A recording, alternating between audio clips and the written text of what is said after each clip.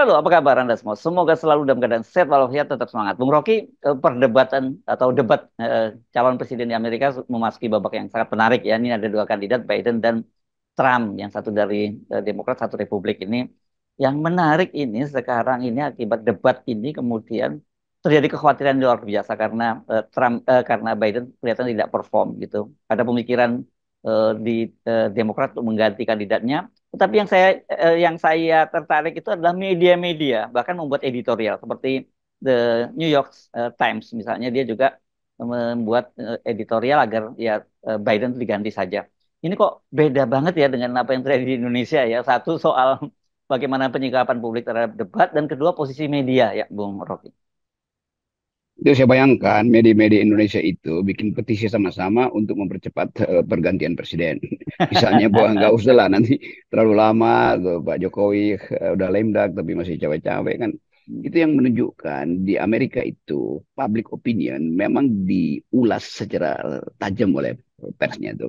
Nggak ada pers di Amerika yang netral. Semuanya menyebut independen. Independen artinya dia memilih sudut pandang itu, bukan disuruh netral. Kalau netral kan artinya ya Biden bagus, Trump Donald Trump bagus. bagus. Padahal sebetulnya media melihat dengan mata kepala sendiri berdasarkan kepentingan publik. Joe Biden itu bermasalah di dalam otaknya itu karena kecepatan untuk memutuskan itu terhalang oleh usia itu. Dan mungkin juga satu waktu Donald Trump akan juga diulas dengan cara yang masuk akal tuh. Bahwa Donald Trump tetap membawa ideologi-ideologi yang di dalamnya tidak mencerminkan kebebasan individu di Amerika misalnya kan. Tetapi sekali lagi kalau kita lihat secara makro, Amerika juga sebagai negara yang disebut negara demokratis itu kehilangan kader, kekurangan kader. Bagaimana Ya, mungkin yang ada di situ Biden, Biden, Trump segala macam kan. Padahal udah diuji dalam 2 kali pemilu bahwa ya ada masalah dengan Donald Trump itu dalam segi watak, dalam segi pemahaman tentang human rights terutama itu kan. Nah Biden juga ada di dalam masalah yang sama tuh. Bahwa kecepatan dia berpikir dan memutuskan itu berbahaya. Apalagi Amerika siap-siap misalnya untuk perang dunia ketiga. Jangan-jangan dia salah pencet tombol disuruh perang, justru dia tutup tombol negatifnya atau sebaliknya tuh. Jadi sekali lagi pers itu betul-betul memahami kecemasan dari rakyat Amerika. Dan pers mengucapkan itu dengan baik bahwa mereka artinya mengevaluasi 2 kandidat ini dan memutuskan supaya Joe Biden mundur karena dianggap ini membahayakan negara. Nah di ya, kita orang yang udah berbuat tipu berkali-kali masih dilulukan sebagai elektabilitasnya masih 80%, likabilitasnya masih begitu. Jadi kritik kita juga pada kecermatan pers untuk mengambil posisi sebagai pilar keempat demokrasi. Pers punya hak moral untuk menilai apakah presiden sekarang misalnya sama seperti mereka melihat presiden Amerika, calon presidennya itu bermasalah apa tidak. Demikian juga keadaan sekarang di Indonesia. Kalau kita bandingin, maka mesti ada keterangan yang lebih jujur dari pers nasional tentang incapacity dari kabinet yang sekarang, sehingga lebih cepat misalnya Pak Jokowi serahkan kebijakannya pada Pak Prabowo, nggak perlu tunggu Oktober kan, karena itu akan berlarut-larut. Nah, ya, ya. hal yang sama kita lihat juga di Amerika.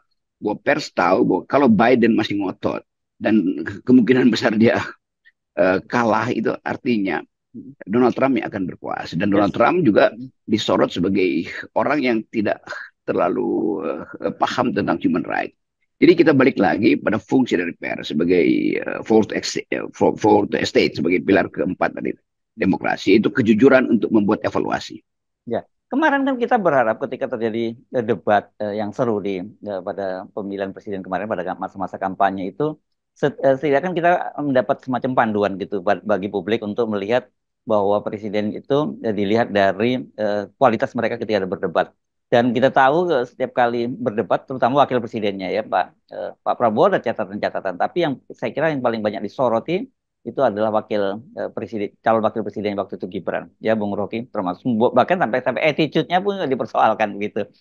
Nah tetapi ternyata kemudian eh, media meskipun memberikan catatan-catatan tapi tentu tidak melangkah terlalu jauh seperti Amerika yang membuat semacam kemudian editorial gitu. Kemudian rakyat kita yang saya kira mungkin karena bolak-balik Anda sampaikan tingkat pendidikannya itu ya, mereka tidak lagi debat itu tidak terlalu mempengaruhi itu. Dan kemudian buat mereka ya apapun yang terjadi, kalau mereka udah kadung milih Gibran dan kemudian ada bansos, ya udah tetap aja pilih mereka. Percuma ada orang yang bagus debatnya bisa menyampaikan secara bagus apa program-program kerjanya itu nggak penting buat rakyat kita.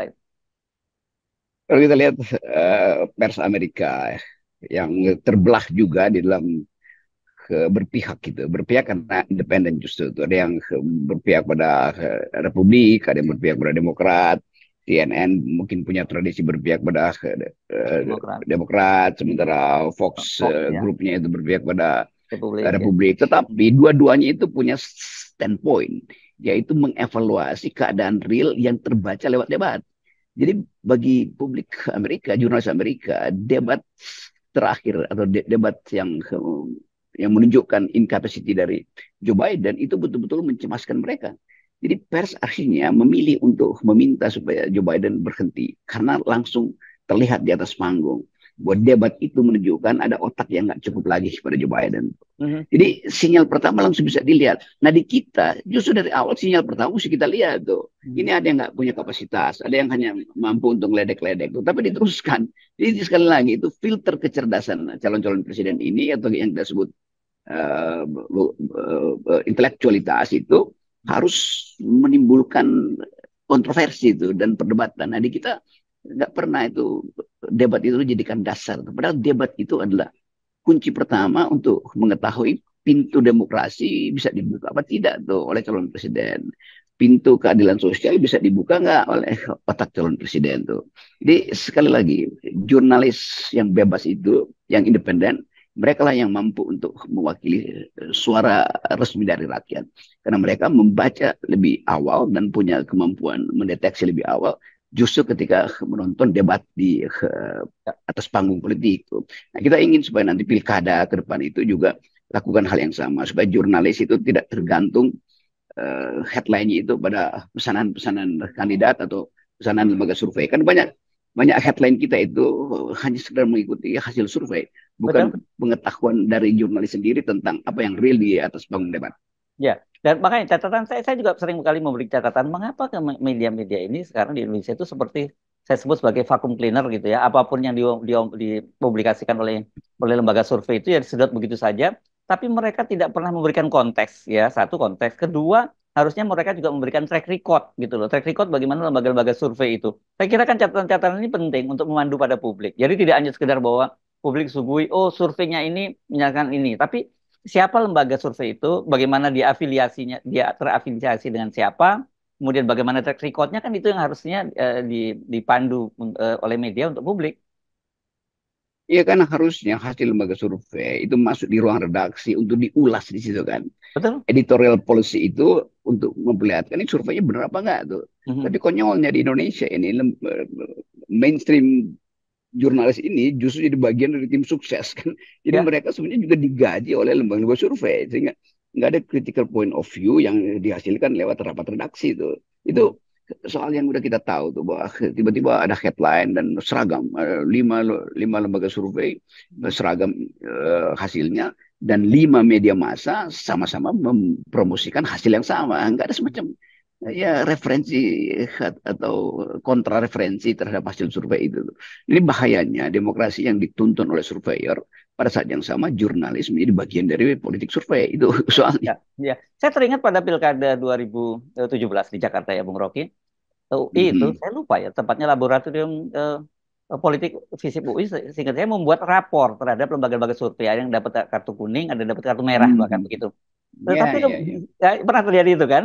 Tapi saya kemudian terkejut ketika mereka-mereka pemilik lembaga survei ini yang pernah dapat kartu merah pun kemudian diundang di talkshow-talkshow di media dan sebagainya dan media memberikan panggung baru dan publik juga lupa bahwa orang ini sudah kena kartu merah gitu, orang ini sudah kena kartu kuning gitu. Itu kamera televisi ini kan mencari sensasi itu. Mhm. Walaupun mereka tahu sebetulnya ini tokoh yang seharusnya tidak boleh ada di talk show itu. Karena memanipulasi metodologi penelitian. Karena mengambil sampel dari mereka yang habis disiaran BLT. Kan nggak, itu Ya, kan kita tahu tuh. Setelah dikasih BLT tiba-tiba disurvei. Ya, pasti itu diingatan mereka itu masih logo yang ada di goodie bag dari BLT kan. Jadi universitas yang harusnya jujur dan kejujuran itu udah dimulai dulu itu betul 2017 UI bikin semacam peringkat untuk mengatakan yang ini bohong yang ini ya. bagian tipu-tipu aja itu. Nah, komunikasi antara universitas dan jurnalisme itu dibatalkan oleh status dari seringkali pemimpin redaksinya itu bagian dari geng surveyor ini, itu yang saya sebut tadi itu. Seringkali saya juga baca Kompas terutama itu tiba-tiba ada survei yang ini kok seolah-olah Kompas nggak punya filter untuk mengetahui survei ini arahnya kemana.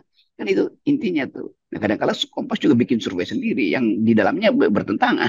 Jadi 2 minggu lalu bilang begini, baru 1 minggu dengan responnya yang sama udah berubah kan. Jadi, sekali sekali lagi kita harus curigai bahwa media-media besar ini dikendalikan oleh semacam algoritma lembaga survei, dan itu berarti halaman-halaman khusus di koran-koran besar ini udah dibeli, di ijon oleh lembaga survei.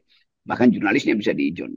Ya, karena itu sekali lagi kalau kita kembali lagi ke kasus yang terjadi di Amerika hari-hari ini artinya partai-partai politik yang mengusung kandidat, kemudian media massa dan sebagainya, mereka itu punya tanggung jawab terhadap moral begitu ya. Mereka tidak akan membiarkan seorang kandidat calon presiden yang itu kalau ketika dia dibiarkan gitu seperti pilot nanti dia akan bisa menabrakkan pesawat yang dia kendalikan. Dia ini pesawat besar itu bangsa bangsa Amerika.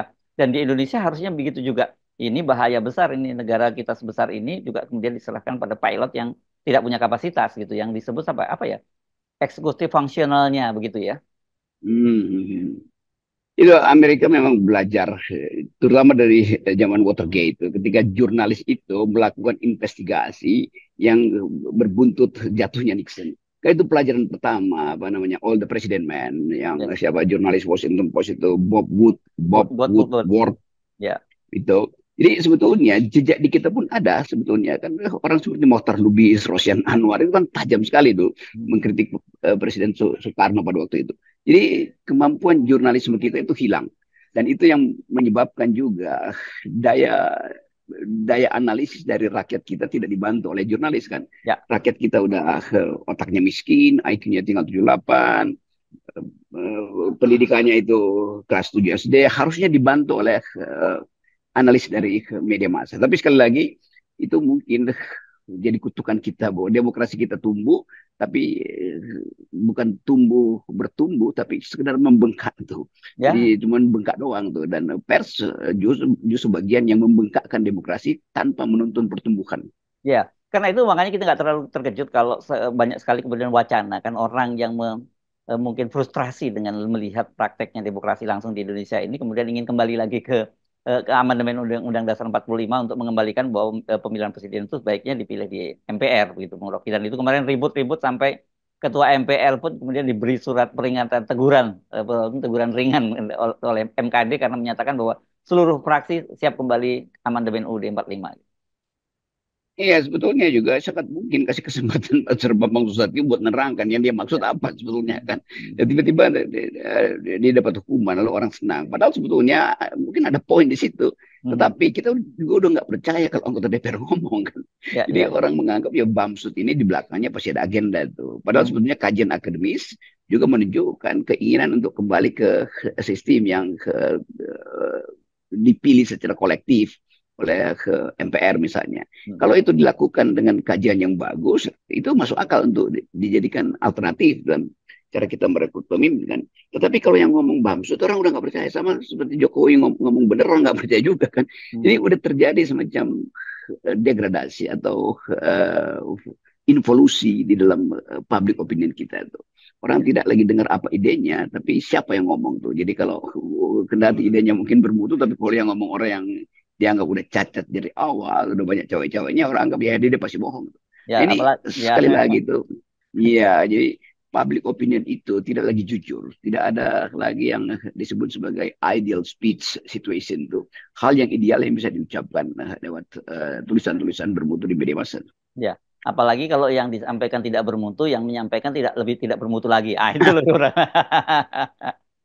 Ya, dan yang membaca ya pasti orang yang nggak bermutu juga. Jadi ini satu problem baru karena pendidikan tidak diunggulkan di Republik ini. Yang diunggulkan adalah jalan tol, bukan jalan pikiran tuh. Ya, ya. Sebetulnya ada kesempatan pada Pak Prabowo untuk memulai tradisi intelektual lagi itu yang kita harapkan dari beliau. Begitupun dia udah terpilih, oke. Jadi kita tinggal mencoba untuk mendalilkan kembali bahwa Indonesia ini didirikan oleh isi kepala, bukan oleh isi amplop. Baik, terima kasih Bung Rocky. Kita nolkan semuanya. Oke, Yes. Thank you. yes.